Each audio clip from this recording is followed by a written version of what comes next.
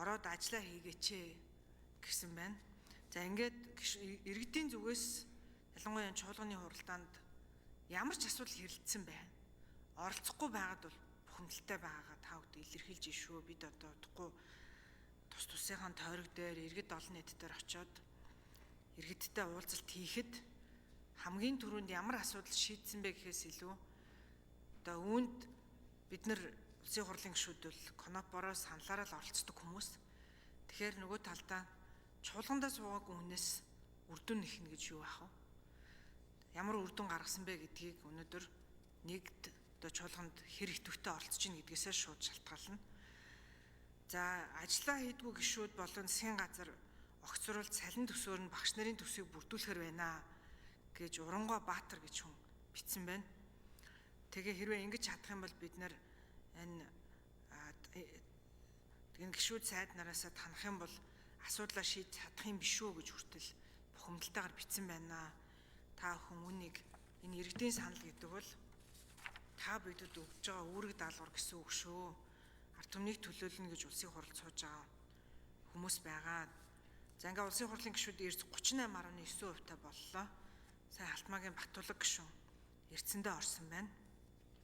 За мөн иргэдээс үндсэн хуулийн өөрчлөлтөөр энэ 126 гишүүнээс бол бид илүү ихийг хүсэж хүлээж байгаа шүү. Олон намын төлөөлөлтөй том сөрөг хүчинтэй болсон парламентаас бид нэр илүү их зүйлийг хүсэн хүлээж байгаа шүү гэсэн байна. За мөн энгийн иргэн ажлаа таслалт цалин хасагтаад цаашлаад ажлаас халагддаг байтал төр удирдах байгаа эрхэм гишүүд илүү их дарахтай байж болохгүй гэсэн байна. За мөн өвөл айсуу хадлан тэжээлчин бэлнөө, үйлчлэлтийн бэлтгэл хангасан уу, утаа унаар яах вүлээ? Одоо та нарыг сайхан амьдруулна гэж сонгогдсон улсын хурлын гишүүд санд суулын төлөө орондоо орох завгүй тэмцэлтэж байгааг харах үнэхээр эмгэнэлтэй байна гэсэн байна. За мөн намын зовлон, төрийн зовлон цаашлаад улсын зовлон болголоо. Ийм үед ардсан намын гишүүд асуудалд хариуцлагатай хандаж бодлого шийдвэрээ гаргаж хуралдаа суухыг шаардаж байна. Ардсан намын гишүүн гэж бичсэн байна.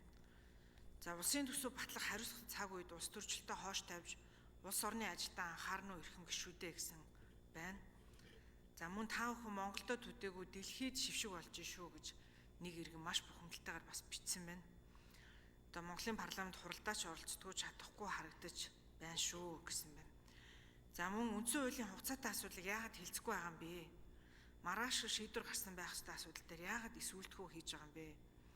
Маргалдаж хэрэлдээд ч хамаагүй чуулгандаа сууж шийдвэрээ гарга гэж бас одоо